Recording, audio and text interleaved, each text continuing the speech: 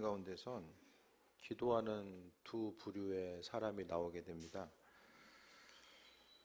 10절에 보면 두 사람이 기도하러 성전에 올라가는데 한 사람은 바리새인이고 한 사람은 세리로서 나오게 되는데, 바리새인은 이 당시에 보면 신앙적으로 존경받는 대표적인 사람들이죠. 말씀을 지키기 위해서 충성된 일꾼으로서의 어떤 삶의 모습, 그 대표적인 사람이죠. 그래서 무엇보다도 율법의 내용을 지키기 위해서 마음의 중심을 두었고, 또 그 말씀대로 삶을 살아가기 위해서 최선을 다했던 대표적인 사람들이 바리새인이죠. 그러니까 그들은 신앙의 본질을 지키기 위해서 최선을 다했고, 하지만은 이 신앙의 모습이 점점 더 변질돼 갑니다.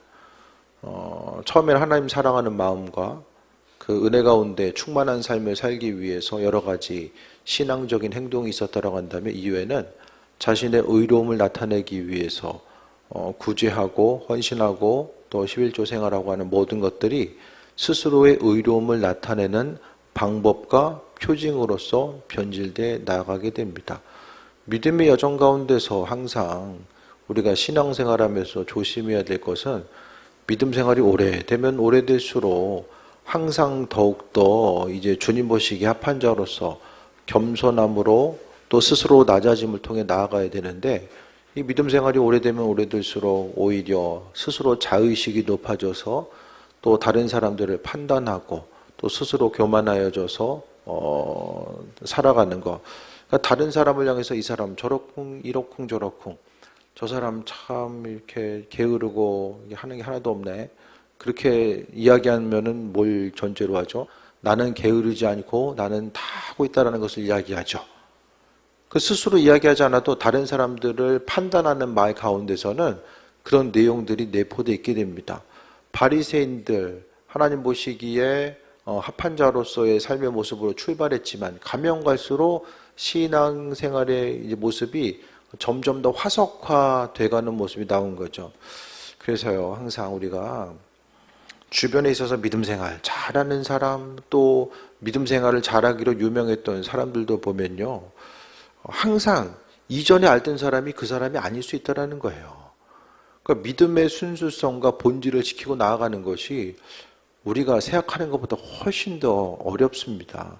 사람이 환경이 변함에 따라서 믿음을 지키는 것 자체가 얼마나 힘든지 모릅니다.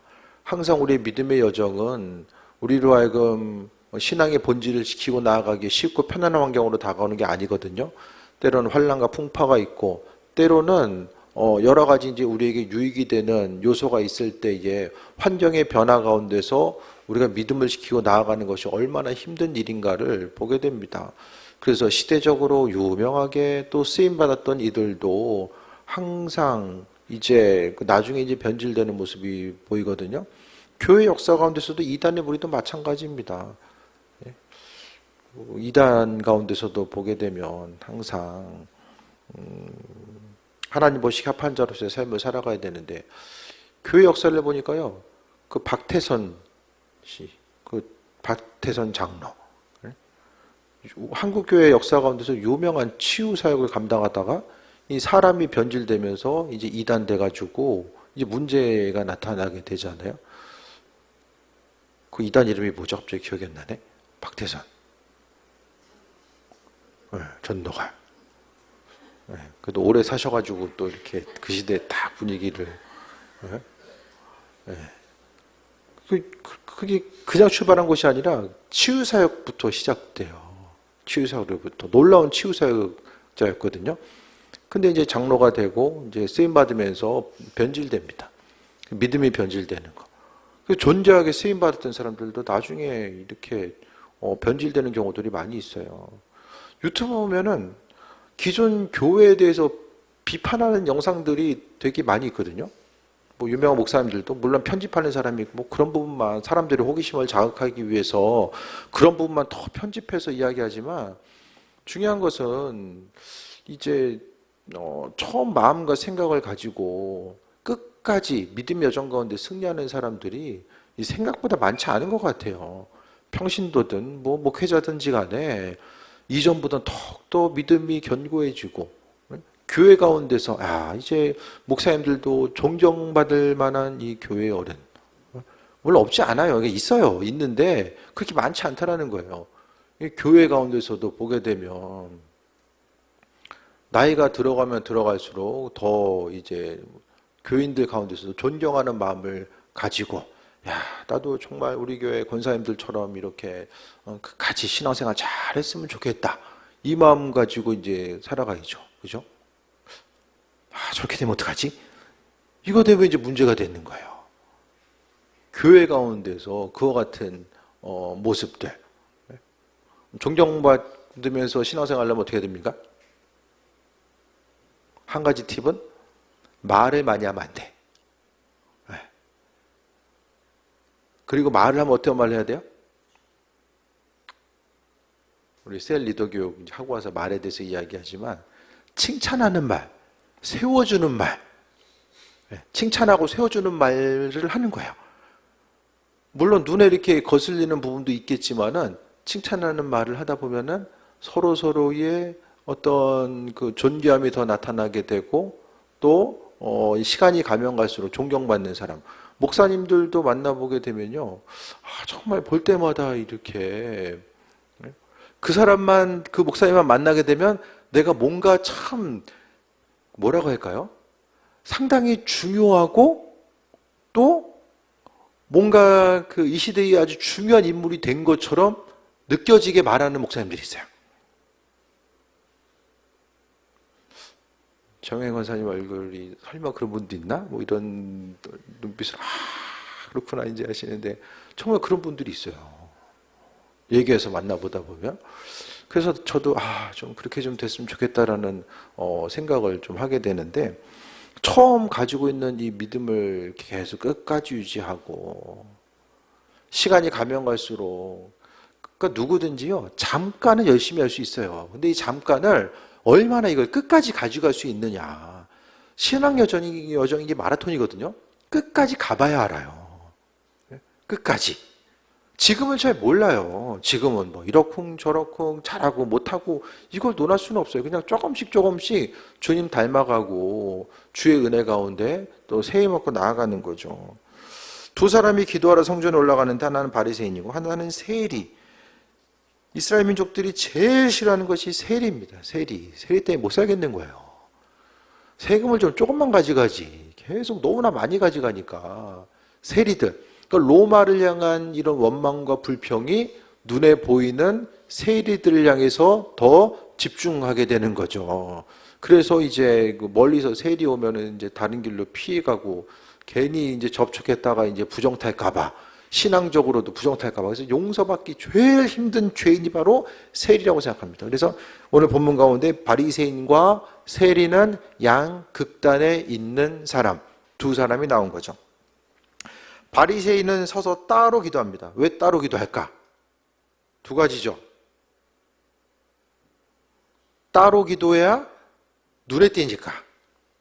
남들 눈에 띄는 데서 기도를 해야 돼요. 왜냐? 내가 기도하고 있는 것을 보여줘야 되니까.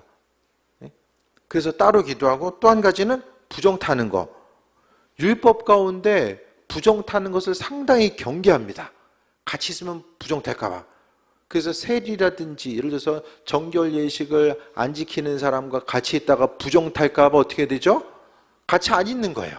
떨어져 앉는 거예요. 그래서 따로 기도하는데 서서 기도하게 됩니다. 그러면서 기도 제목은 하나님이여 나는 다른 사람들 곧 토색, 불의, 간음을 하는 자들과 같이 아니하고. 토색하고 불의하는 거는 누굴 이야기합니까? 저기 이제 세리 얘기하는 거죠. 또 많은 것을 착복했다고 생각했기 때문에 토색, 불의, 간음하는 자들과 같이 아니하고 라고 이야기합니다. 그러니까 스스로 생각했을 때 하나님 명에서 나는 토색도 안 하고 불의도 안 하고 간음도 아니합니다. 그러니까 눈으로 보여지는 이 범죄에 대해서 이야기하면서 나는 이렇게 안 한다라고 이야기하면서 또 이 세리와 같이 아니함을 감사하나이다라고 합니다. 지난번에도 말씀드렸던 것처럼 하나님 보시기에는 하늘에서 보면은 키 큰 사람이나 작은 사람이나 다 머리통만 보일 거예요. 여기 키가 크든 작든지 간에 예? 위에서 하늘에 보면은 뭐 키가 뭐 크든 작든지가 안에 160이든 190이든 위에서 보면 다 이제 평평한데 점 하나씩 보이는 거잖아요. 그러니까 죄 짓는 것도 이런 죄 짓든 저런 죄 짓든지가 안에 우리는 되게 중요하게 생각을 하거든요. 얼마나 죄를 더 많이 졌는가. 근데 하나님 보시기에는 뭐 죄 더 많이 진 사람이 있고 덜 진 사람이 있는 것이 아니라 그냥 죄인인 거예요, 다. 전부 다 죄인인 거죠. 그래서 무엇보다도 세리와도 같지 아니함을 감사하나이다라고 합니다. 스스로의 의로움을 자랑하는 것. 그러니까 우리가 삶을 살아가면서 다른 사람을 향해서 칭찬해 주는 말, 세워주고 높여주는 말, 계속해서 잊지 말아야 돼. 그래서 그 말을 통해서 뭐가 나타납니까? 하나님의 은혜와 영광이 나타나게 되고 내가 가지고 있는 믿음의 본질이 나타나게 됩니다. 이 세리와도 같지 아니하면 감사하나이다. 이 세리가 들었을까요? 어떻게 생각하세요? 바리새인들이 내 욕하는 거 들었을까? 못 들었을까?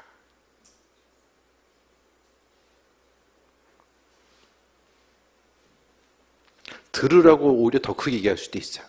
왜냐하면 이들은 내가 기도하는 것을 다른 사람들이 알아야 돼. 또 내가 구제하는 것도 다른 사람들이 알아야 돼요.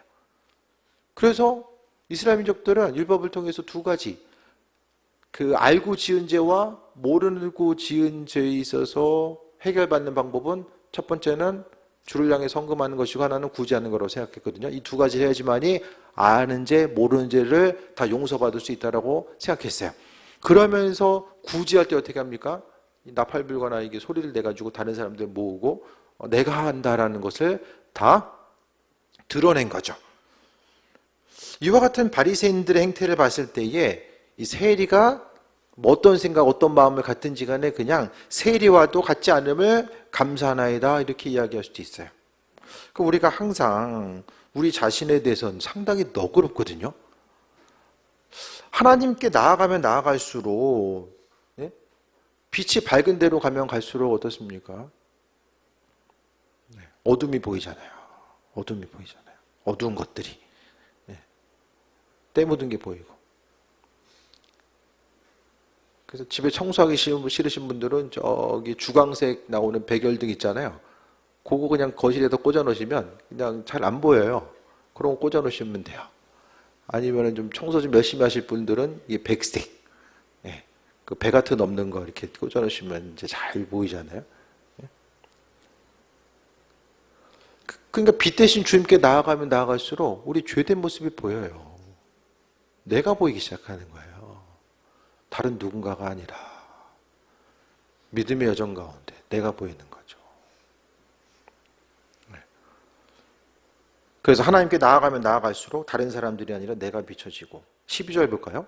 나는 일회에 2번씩 금식하고 또 소득의 11조를 드리나이다 하고 라고 합니다. 일회에 2번씩, 그러니까 월요일하고 목요일을 선택해서 금식을 하게 됩니다.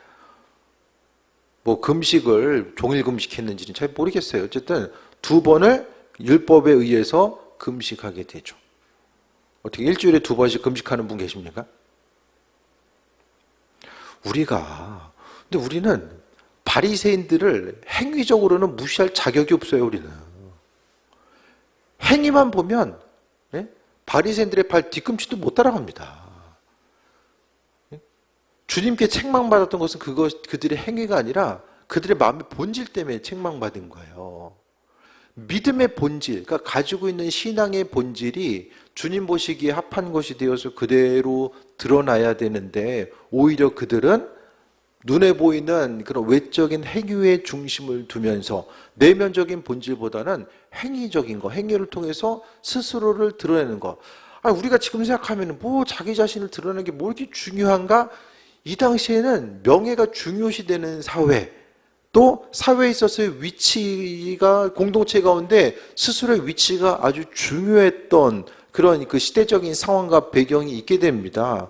그렇기 때문에 말씀을 통해서 이제 금식하고 또 소득의 11조, 이들은 소득의 11조뿐만 아니라 어떻게 또 말씀드렸어요? 물건에 대한 11조도 했다는 말씀드렸잖아요.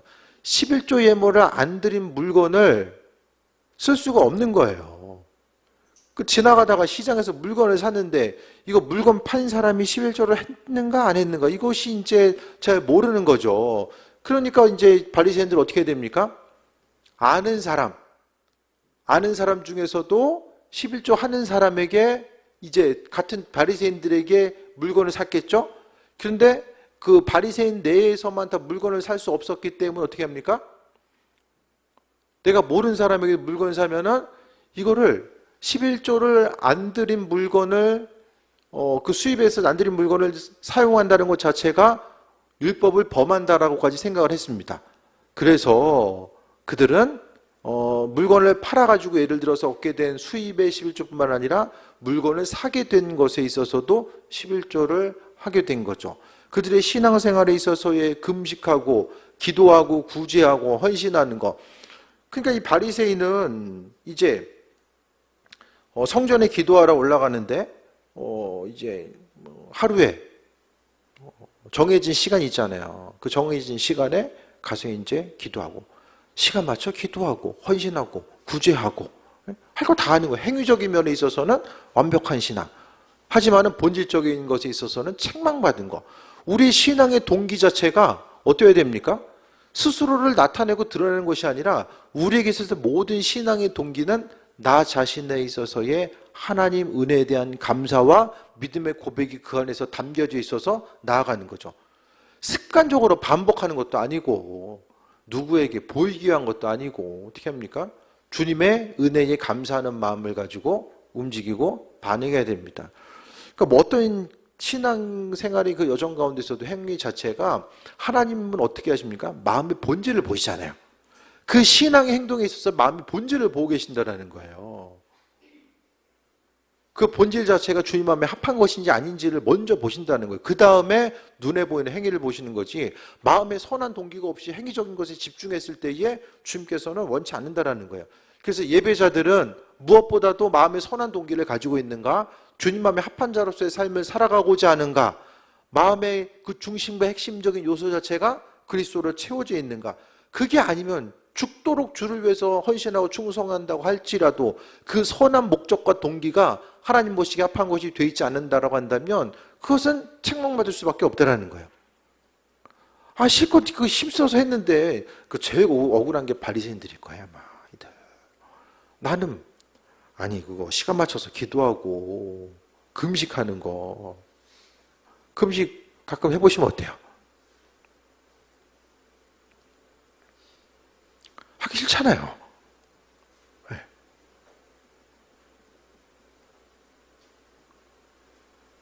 주를 향해서 충성된 일꾼으로 살았으면 이 마지막까지 끝까지 쓰임받고 나가야 됩니다. 끝까지. 네. 마음에 선한 동기가 있으면 끝까지 갈 수 있어요. 교회의 부흥의 시기 가운데서요. 한국교회 처음에 이제 부흥하고 그 다음에 이제 알곡과 가라지가 나눠지는 순간이 있었어요. 그게 바로 이제 신사참배거든요. 신사참배를 교회 부흥기에 있어서 한 사람도 있었고 또 적극적으로 이제 찬성해서 사람들 동조하는 무리들이 있었고 또 한 부류에 있어서는 신사참배 안 하면 이제 공동체는 떠나가고 교회는 무너지고 하니까 그냥 교회를 지키기 위해서 이제 어쩔 수 없이 참여한 사람도 있었고 또 한 부류는 절대적으로 반대하는 무리들이 있었어요. 그러니까 환난과 어려움 때에 이제 한 사람 한 사람이 가지고 있었던 신앙의 본질들이 나타난 거죠. 그러니까 이 시대도요. 믿음 생활을 하는 것으로 인한 이 박해와 어려움이 요한계시록 같은 데 보면은 또 이제 다른 복음서에서도 주님 오시기 이전에 있어서 있던 어떤 징조들이 있잖아요. 교회 공동체가 믿음 생활하는 것으로 인한 박해가 있을 때에 그 교회 공동체가 우리나라 교회 가운데서도 얼마나 이 명맥을 유지하면서 나아갈 수 있을까? 그 많은 신앙인들이 믿음 생활하면서 불편한 것조차 견디지 못하는데 신앙의 여정 가운데 어떤 핍박과 어려움이 있을 때에 그 핍박과 어려움들을 감내하면서 믿음을 지킬 수 있는가? 이런 부분을 생각해 봐야 되거든요. 교회 분위기가 정말 주께 쓰임받고 쓰임받고 온전하게 하나님 나라의 그 일꾼을 만들고 나아가는 그 교회 공동체 가운데서의 어떤 하나님 일꾼을 만들고 또 세워나가기 위한 교육과 또 기도와 헌신과 수고의 모습이 있었다고 한다면 점점 더 교회 공동체의 모습이 신앙인들, 교회 믿지 않는 사람을 향해서 한번 교회에 나와주시면 안 될까요? 이렇게 돼버린 거죠. 교회 분위기 자체가. 교회는요, 믿음에 좀 자존감이 있어져야 돼요. 복음을 전해도요, 믿음의 자존감과 그 정체성을 가지고 해야 됩니다. 하나님께서 복음의 일꾼으로 부르셨잖아요. 복음의 일꾼된 사람으로서 믿음의 자존감이 있어져야 된다는 거예요. 그것 없이 아니 뭐 다른 사람에게 우리는 빚졌는데 빚을 다른 사람이 진 게 아니라 주께 복음의 빚진 자잖아요. 예수님께 복음의 빚을 졌기 때문에 그 사람을 향해서 섬기는 거지 그 사람한테 뭐 죄 져가지고 뭐 낮은 자이기 때문에 하는 게 아니잖아요. 그러니까 우리가 삶을 살아가면서 항상 주님 앞에 빚진 자로서 믿음의 자존감을 가지고 나아가야 되는데 우리가 믿음의 여정 가운데 하나님 앞에 항상 겸손한 자, 그러니까 믿음으로서 겸손하지 않으면 주께 쓰임받을 수가 없어요. 겸손한 사람은 누구입니까? 나 자신이 사도 바울이 은혜 받고 나서 뭘 이야기합니까? 나는 죄인 중에 괴수라고 이야기하잖아요. 그래 예수님 안 만났으면 그와 같은 말을 할 수 있는 사람이 아니에요. 그게 왜 괴수예요? 율법 다 지켰는데 말씀대로 살려고 힘썼는데 그게 왜 죄인님 됩니까? 왜 괴수가 돼요? 그러니까 유대교적인 면에 있어서는 육신의 행위 자체를 통해서 사람들을 판단하는 거죠. 우리도 신앙의 여정 가운데서 나 자신에 대해서 판단하고 주변 사람들이 겉으로 드러나는 신앙의 행위를 통해서 판단하는 것이 얼마나 크게 나타납니까? 믿음이라는 건요, 주님 앞에 서면 설수록 정말 나 자신의 죄인됨이 계속해서 양파하게 껍질 벗기는 것처럼 계속 드러나요. 회개하고 나면 또 보이고 계속 보여지는 거죠. 이게 바로 성화의 과정인 거예요. 그러니까 주님 보시기에 나 자신이 부족한 죄인이라는 것에 대해서 깨달아 알면 겸손할 수밖에 없고 그 겸손함은 삶의 행동으로서 표출될 수밖에 없습니다. 세리의 모습을 볼까요? 13절에 세리는 멀리 서서 감히 눈을 들어 하늘을 쳐다보지도 못하고. 세리는 왜 하늘을 쳐다보지 못했을까요?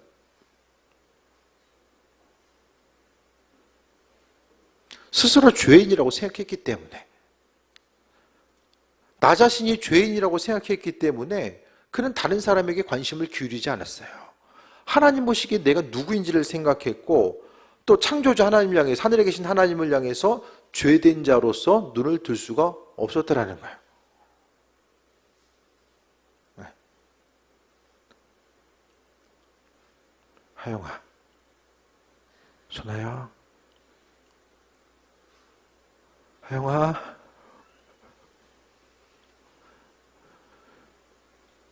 죄 짓고 들어오면 눈을 마주치기 힘들잖아. 네?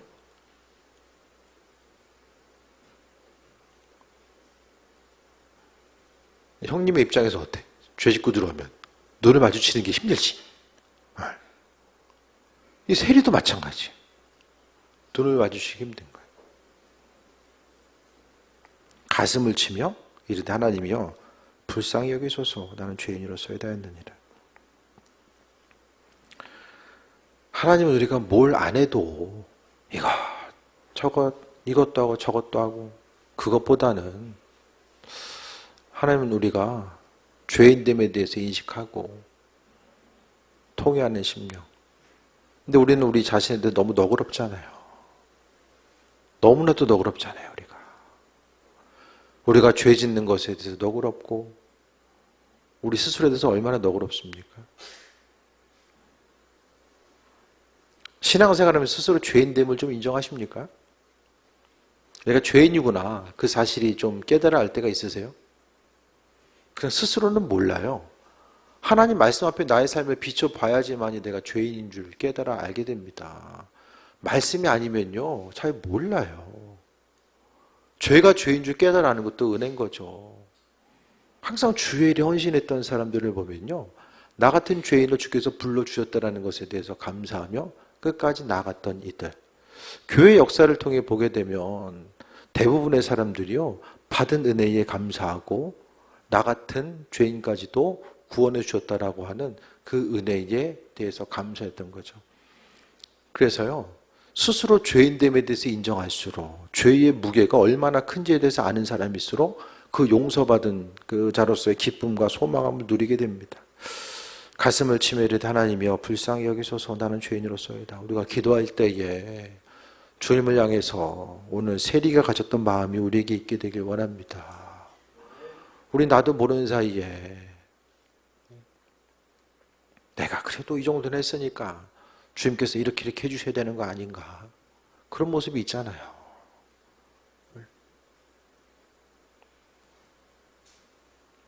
쓰임받을 수 있는 것도 은혜이고, 이 시대 가운데서 하나님의 이끄심과 인도하신 대로 살아가는 것, 죄인된 10년 가지고 자복하며 나아가고자 했을 때에 주님께서 은혜로 더해 주십니다. 14절 볼까요? 내가 너에게 이르노니, 이게 주님의 평가죠. 그러니까 예수님께서 두 사람에 대해서 비유로 말씀하시면서 내가 너에게 이르노니, 이에 저 바리새인이 아니고 이 사람이 의롭다 하심을 받고 그의 집으로 내려갔느니라.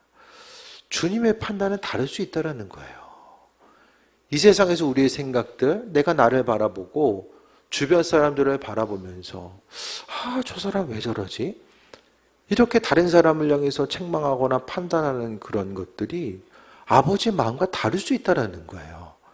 그러니까 우리의 생각과 지혜와 경험이 온전치 않음에 대해서 기억하고, 우리는 항상 아버지의 시선을 통해서 나를 바라보고 주변 한 사람 한 사람을 바라보기 위해서 중심을 두어야만 합니다.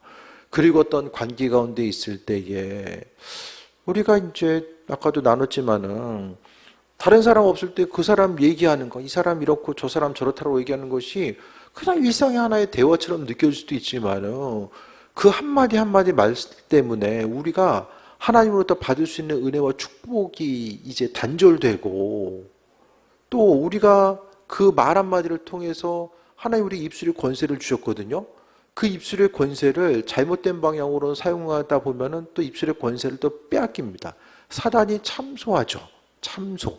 누구누구 하나님께서 은혜 충만하면 축복을 주시려고 해도 주님, 말씀을 통해서 하나님 이렇게 죄 가운데 있는 이들, 다른 사람들 사랑으로 대하지 못한 이들 하나님 축복하시면 안 되잖아요. 이 사단이 옆에서 참소한다라는 거예요.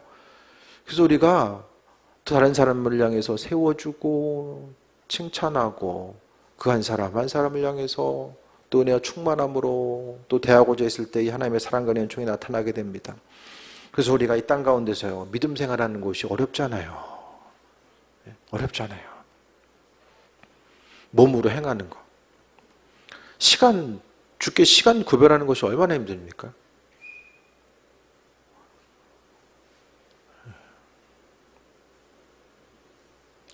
정말 출퇴근 일주일에 봤더니 시간이, 제가 정말 금요일을 기다리게 될 줄은 몰랐어요. 금요일. 토요일 날 출근하라는 금요일.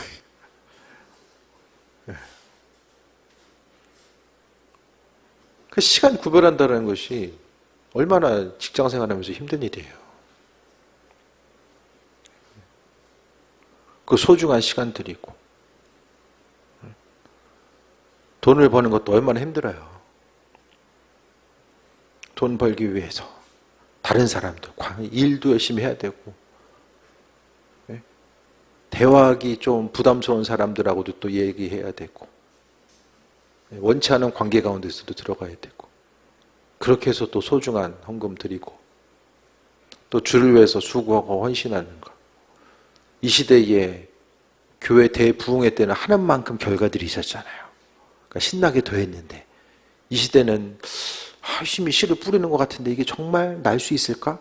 그것을 생각하면서 뿌리는 이 시대 가운데 행위적인 면만 가지고도 얼마나 힘들어요. 그 행위가 있었는데도 나중에 이제 주님 앞에 섰을 때에 그 행위가 마음의 동기가 온전치 않음으로 인하여서 책망받게 된다면 그건 너무나도 억울한 일이 될 수밖에 없지 않을까 생각을 하게 됩니다. 그래서 주님께서 뭐라고 말씀하십니까? 자기를 높이는 자는 낮아지고 자기를 낮추는 자는 높아지리라고 말씀하십니다. 그래서 그냥 신앙의 여정 가운데서요, 낮아짐과 겸손은 그냥 사회생활하면서 갖게 된 하나의 덕목이 아니라 예수님께서 이 말씀 곳곳에서 이 낮아짐에 대해서 너무나도 많은 부분 강조하고 계시거든요. 겸손해라, 낮아져라, 낮은 곳에 있으면 주님께서 높여주신다. 계속해서 말씀하고 있어요. 이 낮아짐을 왜 강조하고 있는가? 이것은 스스로 주님 앞에 죄인됨에 대한 인식과 연결되는 거예요. 그래서 나 자신이 죄인됨에 대해서 인정해야지만이 예수님이 필요한 이유가 되고, 나 죄 없다고 생각하면 신앙생활 할 수가 없어요. 나 자신이 부족하기 때문에 주님을 의지할 수밖에 없고 그 은혜 가운데 충만한 삶을 살아갈 수 없기 때문에 우리에겐 예수 그리스도가 필요한 것이고 그 은혜와 충만함이 우리에게 있을 수밖에 없다는 거예요. 그래서 날마다 스스로 겸손한 자, 말과 행동하고 생각하는 것이 주님의 사랑과 은혜와 겸손이 묻어나고 누구를 대하든지 간에 주님 앞에 죄인된 심정 가지고 다른 누군가를 대하고자 하는 것. 그러니까 관계 가운데 있다면 억울한 일도 많이 있잖아요. 억울하고 힘들 때도 많이 있지만 그래도 우리 한 사람 한 사람이 죄인된 자, 그 겸손함이 마음속에 있게 되면 억울한 일이 있다라고 할지라도 그래도 주님께서 넉넉히 이길 수 있는 은혜와 충만함 허락하시고 또 새해 먹고 나가게 될 줄 믿습니다. 오늘 본문에는 사람들 보기에 가장 우선이 되고 온전한 신앙인으로 생각했었던 바리새인과 또 한 사람은 사람들 보기에는 죄인 중에 죄인, 전혀 천국에 가서 세리를 만날 것이다라고 하는 것은 전혀 꿈에도 생각할 수 없었던 그 한 사람, 이 세리. 하지만은 주님께서 뭐라고 말씀하십니까? 그 사람이 높은 자고 의롭다. 세리를 향해서 의롭다라고 하는 전혀 어울리지 않은 표현을 주님께서는 하고 계신다라는 거예요. 그래서 이 땅을 살아감에 있어서 주님의 시선으로 서로를 바라보고자 하고 나 자신의 연약함과 그로 인해서 주님의 도우심과 인도하심 그리스도 예수 주님이 우리 인생 가운데 필요할 수밖에 없는 그 온전한 이유에 대해서 다시 한번 돌아볼 수 있었으면 합니다. 그래서 관계 가운데서 항상 겸손함으로 겸손하면 주님께서 사용하십니다. 다른 건 모든 거 다 거쳐도 겸손하지 않으면 하나님 사용하지 아니하세요. 왜? 주께 돌려야 될 영광을 내게 가져오거든요. 그 겸손하지 않으면 주의 일도 내 힘과 능력 가지고만 행하려고 합니다. 그러면은 전혀 하나님과는 상관없는 일들로 인해서 하나님 영광 가로채게 됩니다. 하지만 겸손하면 모든 영광을 주께 올려드리고 내가 할 수 있든 없든 그게 중요한 것이 아니라 하나님께서 나를 사용하셔서 은혜로 함께 하심에 대해서 감사하면서 나아가게 되는 거죠. 우리의 신앙적인 여러 가지 행동들이 눈에 보이는 행동들이 신앙의 본질인 것처럼 느껴지는 것. 하나님 중요한 것은 한 사람 한 사람의 마음을 바라보시고 그 마음의 생각과 그 선한 동기가 있는가, 그 선한 동기가 믿음으로 이어져서 하나님의 영광을 나타내고 있는가, 그것을 무엇보다 더 중요하게 여기고 계심에 대해서 다시 한번 기억하며 오늘 세례와 같이 감히 눈을 들어 하늘을 쳐다보지 못하고 가슴을 치며 하나님이여 불쌍히 여기소서. 세리가 스스로 얼마나 큰 죄를 졌는지 모르겠어요. 하지만 빛 대신 주님 앞에 섰을 때에 자기 자신의 죄성이 드러나게 되고 또 우리가 죄 앞에 너무 너그럽진 않은가. 눈물로써 통회하고 자복해야 되는 것이 죄인데 그 죄 앞에 우리가 너무 너그럽진 않은가. 다시 한번 돌아보시고 주님 허락하신 마음의 감동 따라서 존재하게 쓰임받고 나중에 언제가 될지 모르겠지만 주님 앞에 섰을 때에 잘했다 칭찬받는 삶, 또 겸손함으로 주님 앞에 섰을 때에 아버지께서 우리를 높여주시고 은혜 가운데 함께할 줄 믿습니다. 기도하겠습니다.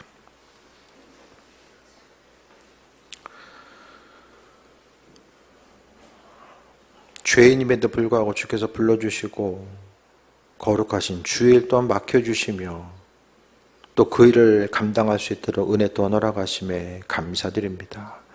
하나님 말씀 앞에 날마다 우리의 삶을 비춰보게 하시고 우리가 죄인됨을 고백하며 오직 주님의 영광 나타내게 하여 주옵소서. 시대적으로 존재하게 쓰임받는 일꾼들 되기 원합니다. 날마다 더 겸손하게 하시고 기쁨과 소망과 감사의 언어와 삶의 행동만 있어서 오직 주님만 높여드리고 그 은혜 가운데 충만한 삶을 살게 하여 주옵소서. 이 모든 것이 우리의 의지와 노력이 아닌 주님의 이끄심과 예비하심, 우리의 삶을 통해서 행하시는 그 일들을 통해서 되어지게 하여 주옵소서. 우리를 사용하여 주시고 우리의 삶을 통해서 영광 받으심에 감사드립니다. 예수님의 이름으로 기도드립니다. 아멘.